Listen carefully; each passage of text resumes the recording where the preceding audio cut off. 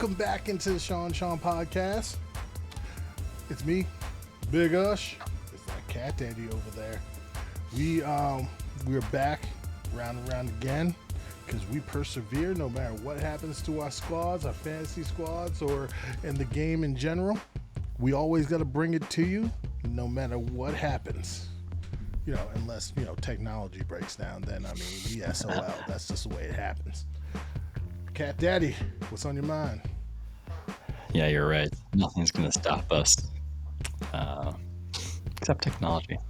Man, technology is the best and the worst all at the same time. All at the same time. Man, another week of football. A lot of things change. A lot of things stay the same. There's still some slight confusion in there about things and teams, people, but all right, well, gonna jump right in.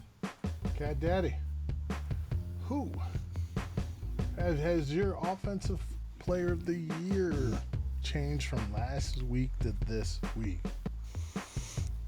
Now, top three, they have stayed and remained the same. Number one is Jonathan Taylor. He now has over 1,200 rushing yards, averaging 100 plus per game on the ground, and he's got 16 touchdowns. Cooper Kupp, even after a down game against Green Bay, still has 92 receptions on the year, 1,200 yards, 10 touchdowns. Deebo Samuel might drop in the future, just slightly due to the groin injury, but currently has over 1,200 yards from scrimmage and 10 total touchdowns. So my top three stay the same. So my top three have changed. I got the same as you for now. Now, it was a very hard debate for me because Deebo does deserve to be there. But there is another guy making a nice push. And you'd be very happy about said guy making this push. And his name is Joe Mixon. Joe Mixon has done quietly become the second leading rusher in the NFL. Just real kind of silently, just being very good. What is that? Isn't Derrick Henry still second in the NFL in rushing, even though he hasn't played in the past 4 weeks? I'm not counting Derrick Henry right now. Which means Derrick Henry really should still be up here for the Offensive Player of the Year, considering he hasn't played in 4 weeks, and he is still technically the second leading rusher in the NFL. But here's the problem. What they did with Derrick Henry, in my opinion, and in your opinion, is what has led to what happened. Let's be honest there. Feeding the ball 400 times. Man, he's a big guy. I get it. He's a strong guy. I get it. You can't keep giving him the ball, taking that pounding, and expect him not to run into an injury or break down at some point. But coming back seriously to your guy who's close, Joe Mixon, having a great year. He's, for the most part, been healthy, which I think has aided in all of this. And it's like, man, as someone who's drafted Joe Mixon in several fantasy teams over the years, this is the Joe Mixon that we hope to draft every year. This is the one. Just letting you know, Derrick Henry will not be number 2 next week. No, he's got what, a 10-yard lead? Yeah. That being said, the grotesqueness of this, he still leads the league in attempts. That's the nastiness you got to think about. Yep. He leads the league in attempts. That's how we got here. You've been out for...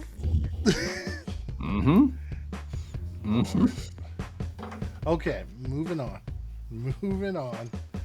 Your defensive players of the year. Any changes? I do. I have 2 people staying in the top 3, and I have somebody new to introduce. My number 1 is now Myles Garrett. He is my number 1. Leading the league in sacks. He's second in total pressures. Myles Garrett is just getting it done. But that's really par for the course for Myles Garrett. That's what we've come to expect, and he delivers, continues to deliver. TJ Watt drops down to number 2. For me, in order to stay in the running for these awards or any type of accolades whether it's the NFL, those piddly tiny ones, or like the big ones here on our show that come from Big Ush or the Cat Daddy. You got to stay healthy. You got to play in the games in order to stay in contention for them. So for me, even though on a per game basis, TJ Watt is doing better, it's just now he's falling behind with those total number of games. And that starts to bother me a little bit. And new to my list this week, San Francisco 49er, Nick Bosa, who it almost seems like it's been a very under the radar and quiet season. I don't know if it has anything to do directly with San Francisco's success or lack thereof, or having Robert Saleh in a new destination in New York, not leading this 49ers defense. But I think I may have overlooked Nick Bosa these past couple of weeks because, man, he's been quietly productive, quietly disruptive. He's been playing well. Mm-hmm. Mine has not changed. Myles Garrett, TJ Watt, Micah Parsons. I'm sorry, Micah's still a unique stud. No arguments. No arguments. Right. Offensive Rookie of the Year. Any changes? Changes? Yes. Yes. Number one, still Jamar Chase. Although he's been targeted an average of 7 times per game over the past 4 contests, he's finished with under 50 yards received in each of them. In fact, 3 of them I think have been for under 40 yards total for the game. He has a nice cushion, a nice lead for this Rookie of the Year, but that window's getting a little bit smaller without the productivity to back it up. Ain't that the truth? Jumping up to number 2 is Mack Jones, who I know we talk about. I like when a rookie quarterback can win. I like it. But it's not the win itself. It's what is he doing in that win? And what do we see from Mack Jones? When you're thinking of a rookie quarterback, you think, okay, well, he's going to take small, the dink and dunk offense, just move the ball downfield, manage the game. Even against Tennessee's defense, Mack Jones was picking up yards in chunks, moving that New England offense down the field. He is just looking good back there. So for the productivity, how he's looking, and the wins, Mack Jones gets number 2 for me, which means Najee Harris is now sitting on 3rd. It's not a knock against his skill, but it is a knock against his offensive line. He's rushed for under 50 yards in consecutive games. His yard per carry on the season, I think, is now around 3.5 yards. He is just not getting those running lanes, and he needs them. He needs them because there's only so much he can do. All right, so for me, I do agree with you on almost everything. Jamar Chase, the window's closing. You got to step up, my bro. You got to step up, my guy. Mm-hmm. I mean, I get it. You're now getting number 1 attention. And, other guys are benefit. T. Higgins had a heck of a game because Jamar's getting the attention. Next up, Mack Jones. Looks like he belongs. He's not looking like a rookie anymore. He looks like he belongs. And that's what you want to look for a Rookie of the Year candidate when he's a quarterback. But, Najee, I'm going to challenge you. Because you bumping off my list for at least this week. Because there's a different guy jumping up on the list. A guy who's become more consistent. Now, note, a lot of his consistency is nonsense. But he's at least been consistent. He had a heck of a game this past week. I think Sean knows who I'm talking about. I'm talking about Jalen Waddle, the Miami Dolphins. I mean, honestly, here's the thing. I get it. His stat line, 8 catches for 65 yards sometimes. And but he's getting those 8 catches. He's doing what he's supposed to do. It's not his fault that they're not running. They're giving it to him at the line of scrimmage. But this past week, he did show out. He did get a touchdown. He got over 100 yards. Mm-hmm. I believe. He did. Well over. So I mean, this guy is showing his talent. He's showing what he was a top 10 pick. He's showing why he got picked over a certain other Alabama receiver. Oh, shots fired. But No, you're absolutely right. Jalen Waddle's looked good this year. He's become a clear favorite in the passing game. He's getting those 8 receptions for 60-some yards, and you're thinking, man, that yard per catch is just horrible because it's under 10. But he's moving the chains with those. at least He's impacting the game. You know, like it's not like, you know, I mean, what is it? Odell with the Rams got targeted 10 times, caught it 4. Oh yeah, that conversion rate with Jalen Waddle is like 80%. I think it's crazy. We'll call it efficient. That's a really good way. It's efficient. All right, defensive rookie of the year. Any changes? Slight change. Number 1 is still Micah Parsons, who is a man among boys when it comes to this defensive rookie of the year case. It's just gross. He did reach the Cowboy sack record for a rookie, surpassing DeMarcus Ware. So you gotta keep him even more. Well, here's the thing: like you said with Jamar Chase, right? Not to interrupt you, but like you said with Jamar Chase, Jamar he's got his cushion, and he's been relying on his cushion. Micah ain't relying on no cushion. He got his cushion. He's like, let me pat it. He's like, there were 10 teams or 11 teams that passed me. Okay, I'm gonna remember that. He could challenge Devon Kearse for that rookie sack record at 14.5. I doubt he will, but it could. He could. It's a possibility. He's gonna make it. I hope he's gonna make it close. I'd love to see him exceed and break that record, but we'll see. Next up, number 2 is still Odafe. Last week I told you that he follows up those quiet games with a little bit, sacks and tackles for a loss, disruptive game. And what did we see this week? We saw a couple of sacks, or we saw a couple of tackles, we saw a sack, forced fumble recovery, like making those plays, big plays. Yeah. And those are plays that Baltimore needed because the offense wasn't getting it done. And they needed the defense to shut down Cleveland, and he did it. He came through and he was called upon. Yep. Number 3 is not Kwity Paye. Now, nothing against Kwity Paye. It's not like he played bad. He had a game where he had 1 pressure, but he turned that pressure into a sack on Tom Brady, which is now 3 straight games to sack. So good for Kwity Paye. Consistency and those opportunities. But the number 3 for me this week, Jeremiah Owusu-Koramoah, who Chris Collinsworth really couldn't pronounce his name. And it was very funny watching Monday Night Football when the announcer can't pronounce it. It was. Did you hear what Chris Collinsworth said? I like JOK. Trust me, I like him. Chris Collinsworth said Gale Sayers playing linebacker. It's literally what he said. Nonsense. Yeah, but for me, JOK is back, and he is just all over the field. Wherever Cleveland needs him to be, he's there. He's there to make a play. You need him in coverage, he's got you. You need him to rush the passer, he's got you. You need him to tackle somebody, he's got you. You need him to spy on Lamar Jackson to make sure Lamar Jackson doesn't get out of the pocket because JOK's got himself some speed. He's got you. Yes. All right, so mine. Micah Parsons, obviously. One down there. I'm sorry. Call me Homer if you want. Go ahead. Do it. Homer. Number 2 hasn't changed for me. Javon Holland. Woo. The boy can play.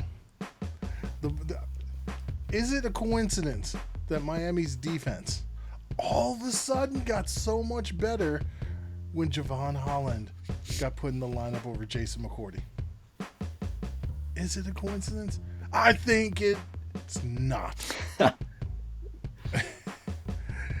This is a byproduct.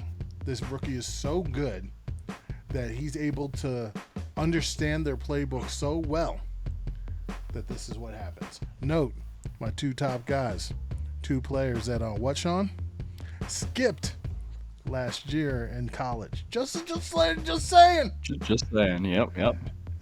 And then my third guy, could went through a lot of guys, but Odafe Owe is back on the list. Funny thing, how many sacks does he have this year, Sean? Ooh, does he have 5? 5. How many sacks did he have in this final year at Penn State? That would be a big fat goose egg. Interesting, isn't it? Strange. It's odd. It's he's got the athleticism. I don't know what that Penn State defense is doing. I mean, yeah, Micah Parsons out. They had him in the weight room, didn't they? Yeah, they didn't send him after the quarterback. That's for sure. So we have two Nittany. We have two Nittany Lions on our list. Sure do. Ain't that interesting? All right, next up, coaching hot seat. I'm gonna go first. Go for it. The people. Take a guess who the number one dude on my hot seat is. I don't think you have to. I don't give a damn if they won. They barely beat the Lions. Don't give me no nonsense, no crap. The Lions are they have no wins.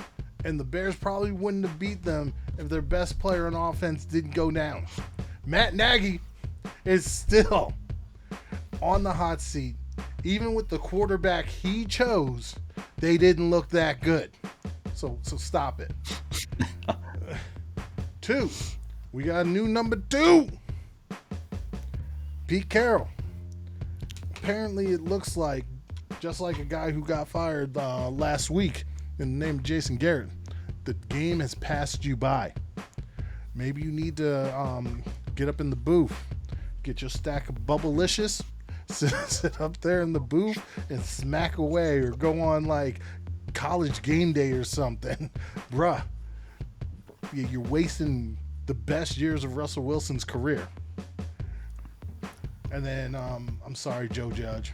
I know you got a win, but it wasn't a pretty one. And I know the wins don't have to be pretty, but you at least have to look convincing. And it just looked like two teams in mud to me. So until you guys pull, like, I'm gonna go at 500. The Giants have to get to 500 for me to take Joe Judge off the hot seat, or somebody has to be far worse who is not a first-year head coach. I'm not putting first-year head coaches on my list. The only one that even has a chance is Dan Campbell.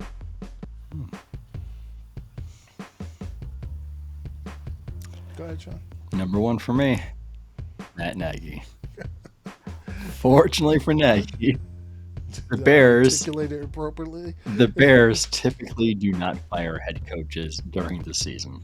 No, they do not. They don't. So very fortunate for him. But you're right. The Bears needed a last-second game-winning field goal to beat a Lions team that was literally begging to be beaten. I don't think the Lions could have just handed the game over any easier than they did during the final 2 minutes of the game. They wanted to be beat. I think we were messaging during the game, and I think there were a couple of times where I'm like, the Lions were just begging to lose. Why can't Chicago capitalize? They couldn't. Still number 1, Nagy. For the wrong reasons. 2. Urban Meyer. You've had a bug for Urban Meyer since the beginning of the season. Yeah. Distractions off the field. Inability to win recently, on the field. Has he had any distractions recently, though? Like, really? It shouldn't. I get it. They happened. I know. I get it. It shouldn't come down to something like recently. It shouldn't have to come down to that. But they're there, hey. And it makes you think, what's next in the Urban Meyer circus? He's already said that he's not taking the Notre Dame job. Okay. He said it's not an option. What? He said the same thing about USC. And USC went with Lincoln Riley. They did. It's been a rough start for Urban Meyer. He was a successful college coach. Here's the thing, though. Firing is one thing. I don't think he's going to quit. Because I think he's taken this season personally. Yeah, I know I said that twice. In my opinion, I think Urban Meyer is taking this particular season personally. I really do. I think he understands now that there's a lot of work. I don't think he realized what the NFL was when he got there. And to be honest, I mean, it makes sense. He's never coached in the NFL. You know, Pete Carroll, in his second stint in the NFL, what were the Seahawks? The Seahawks were bad. And then all of a sudden, they have that beast quake in his second year. And it went from there. But I think Urban Meyer's because I think when it's all said and done, Urban Meyer believes he's an alpha. And, you know, alphas step up to that challenge. I think he wants to. Okay. When was the last time Urban Meyer had a losing season? This is what I'm saying. Bowling Green, maybe. I think he's gonna take this personally. Like, this ain't happening again. He's gonna take it personally that he didn't prepare his team or he didn't draft better to build a better team. There's the big thing. I don't think he realized the scope of how that works. And I mean, someone needs to go to him and say, trust your scouts. You don't need to personally sit down with every player. Trust your scouts. You know, we put the Steelers on blast for drafting running back in the first round when they had other needs to address. I think Urban Meyer should be put in that same conversation too. Not that Travis Etienne is not a good player or not going to be a good player, because we're going to have a chance to see him this year with the injury, but you're spending a prime draft pick on a running back. I agree with you. Man. I agree with you. Yeah. Now, no, I understand the concept what Urban was going for. But at the same time, I agree with you. I do agree with you. Poor team building. We agree on that part.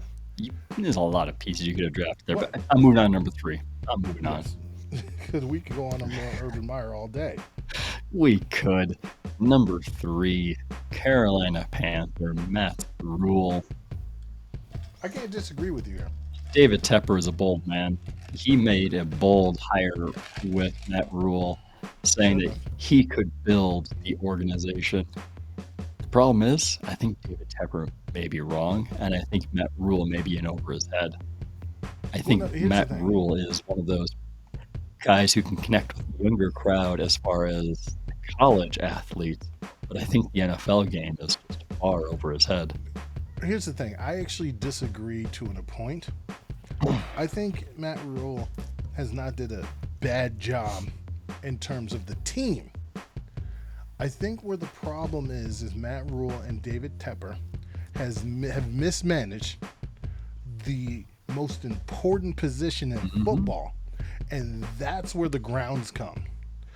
If anything, both need to be out, because you don't play with the quarterback position like you have been. It's almost like that's a college mentality of, okay, well, we got this guy, he'll be here for a couple of years, we'll replace him. We'll get him in like the next recruiting cycle, the next draft cycle. Well, the problem is going into the draft, you only have plus or minus 7 picks that are spread out through, 250? Good news. If you can get the quarterback position fixed, you got some darn good corners. You do. Yeah, I don't know. I mean, I really think that Matt Rule is in over his head, and I don't know which, if any, teams are calling, because there's some prime college spots that are open right now. Oklahoma, Notre Dame. You'll hear about that more in our college episode. Oklahoma's not open. Oh, my understanding is Oklahoma's not open. Ooh. But I could be wrong. But all right. I'm pretty sure I heard someone's taking Oklahoma. Well, they'll have to. It's rumored someone's taking Oklahoma. Yeah, it's rumored. But, there's still some openings. Tune into our college episode. Someone's DC. Yes. Anyways, moving on to our best and worst. We got to move this along a little bit. Sean, we're just give them your top and then your bottom, and I'm going to jump in. Green Bay, Arizona, New England, Detroit, Jacksonville, Houston. Anything to add to any of that? Go ahead. You got time. All right. I came away really impressed with Green Bay this weekend with how they played against the All-Star squad. I mean, all around, it was a good team win. There's no All-Star squads in football. The Arizona Cardinals, they're winning without Kyler Murray, without DeAndre Hopkins, without J.J. Watt. Imagine what happens when Kyler Murray and DeAndre Hopkins comes back. And the Patriots are doing Patriot things. Bill Belichick is leading this team with a rookie quarterback, new pieces, and he's still being successful. It's very impressive. On the other side, Detroit Lions, you are an awful football team, and you are literally finding ways to lose the games. This rebuilding process may take all 6 years of Dan Campbell's contract. Jacksonville Jaguars, you just lost a game that you should have won against the Falcons. What were you doing? I don't know. Houston Texans, welcome back to the dungeon. Yeah. All right, here's the thing. My list is pretty much exactly the same as yours. Green Bay, you already know I thought Green Bay was the best team in the league. Arizona's jumped back up because, everybody else hasn't looked great. New England is on my list. It's not because I think they're one of the best teams, but they are probably the best coached team in the league. Bill Belichick's demise has been greatly exaggerated. He can win without Tom Brady, obviously. All right, next up, Detroit. I fear for Detroit because I don't. With bad teams, you want to see something that you could possibly get excited about down the road. I don't know what to be excited about with Detroit. I really don't. The number one pick, that's what you get excited for. Jacksonville, yeah, but there's no quarterback for to be excited for. Jacksonville, Trevor Lawrence. You can see the improvement. You stabilize this offensive line, you get him some better weapons, and you can see Trevor Lawrence could be, what we thought he could be in this league. He's developing, he's understanding things. Yes. Is he still making mistakes? Yes, but he's still developing and looking better and better. Houston. I'm Houston. Yeah. They're bad. Moving on.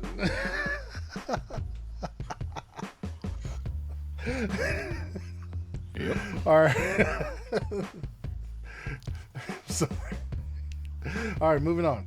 Getting into the games. A little bit of rapid fire here. So, Thursday Night Football. League did the Cowboys no favors. One of the several, there were 6 teams that play Thursday night game. The Cowboys have to be the one every year that plays the next Thursday, the Thursday the next week. Detroit never does that. I'm just saying. That's because the NFL wants to keep Detroit off TV as much as they can. But maybe. Yeah. So the Cowboys go into New Orleans, going on the road at that. Going to New Orleans. I don't care. I'm taking the Cowboys to win this game. I know it's every other game for New Orleans, and New Orleans had a bad game last week, but they've had a bad game the last couple weeks, I think. Cowboys are getting a CD Lamb back. Could get Amari Cooper back, we'll see. But they are getting CD Lamb back. Tyron Smith made it through practice, so he's going to play. And then they're also getting DeMarcus Lawrence back. So, yeah, that is an uplift right there. So, I think this team is going to be very prepared. Now, Mike McCarthy will not be on the sidelines. I'm going to be honest with you. I don't think it matters that much if he's on the sidelines.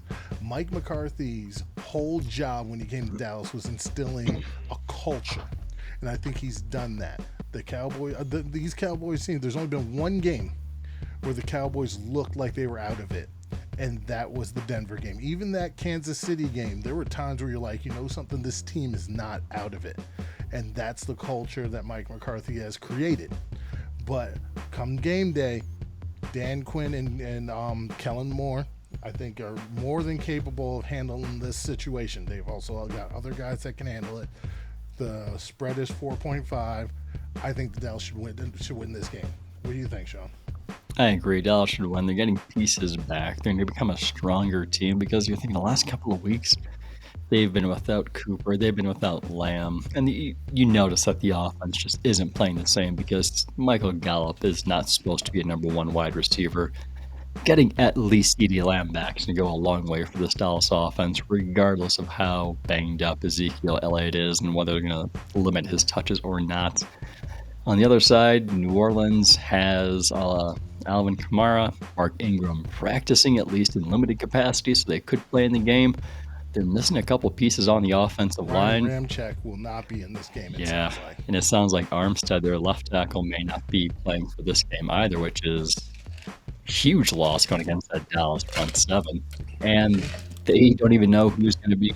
They publicly haven't said who's going to be quarterback yet. It could be Taysom Hill, but there's concerns that he's not ready to start the game at quarterback. So, did either quarterback scare you?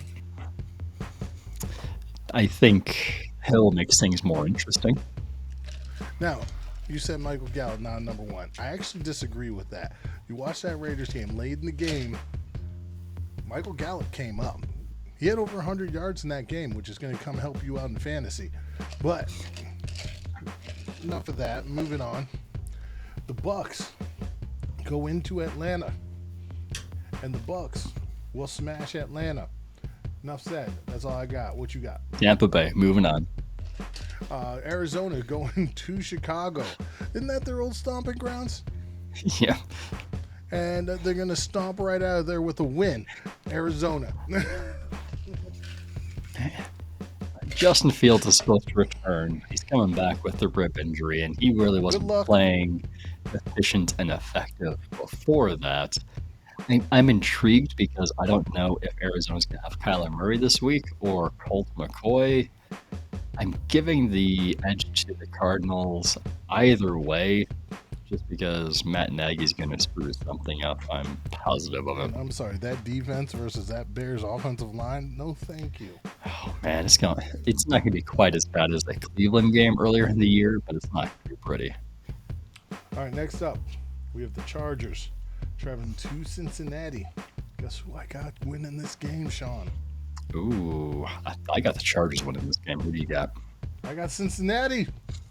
Like that natty. It's going to be a fun game, though, hopefully. It should be. I'm hoping, fingers crossed, I'm hoping it's one of those high-scoring games because you have a really young Cincinnati offense and a pretty young Los Angeles offense. And this is just one of those games where you're hoping for a big score. Next up, we got the Vikings traveling to Ford Field. Vikings could be without Dalvin Cook. The Vikings could be without everybody on their roster, and they would still win this game. Here's my only thing. I realize that the Vikings play up and down to the opponent that they are playing.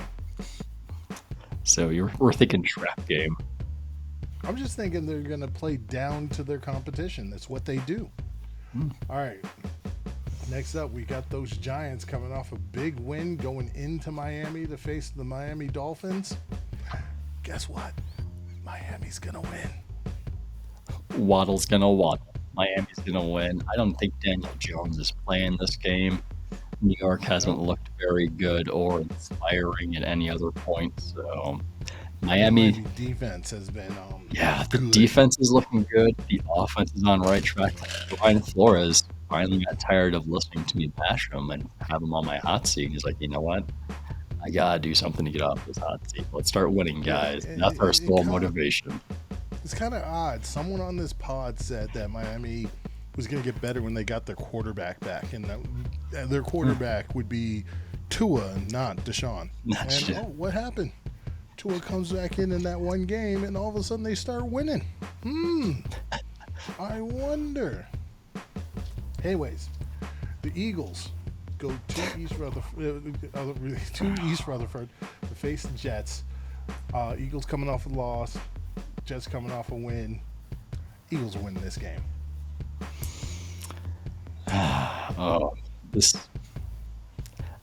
I'm not a big fan of this game just because I'm not a big fan of the Eagles. Everybody knows how we feel about that. But I think Jalen Hurts is a little hurts himself. I think he has an ankle injury. And it's possible that Gardner Minshew may be making his first start of the season.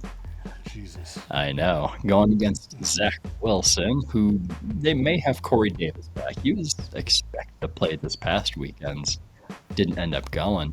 So it's very possible that Zach Wilson has another offensive weapon besides Elijah Moore. And for this one, I got the New York Jets shooting themselves in the foot and ruining their draft position by beating this Philadelphia team. All right, next up, we have the Colts going to Houston to face those Texans. And I got the Colts bouncing back this week. Gave Tampa all they could handle. Houston can't handle this.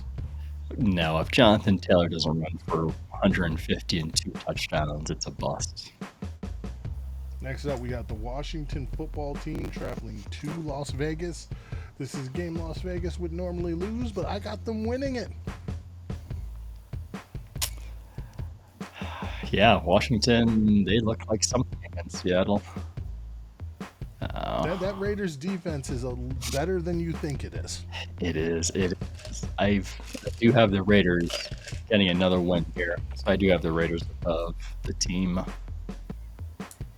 right. Next up, we got the Jaguars. Rams. Enough said. Rams. The Rams are going to get their bounce back game. We have the Ravens going to Pittsburgh to face those Steelers. Guess what? More bad luck for those Steelers. Yeah, I got Baltimore winning this one. They didn't look good against Cleveland. Yeah, guess who the Steelers are going to be without? Cleveland has a really good defense. Baltimore still overcame it with their own defense. Ben Roethlisberger is almost looking like a version of who are the himself. Pittsburgh? Who's Pittsburgh going to be missing? Pittsburgh is likely missing T.J. Watts one more time, and I need to look up their record what they are without T.J. Watt, but I don't think it's good.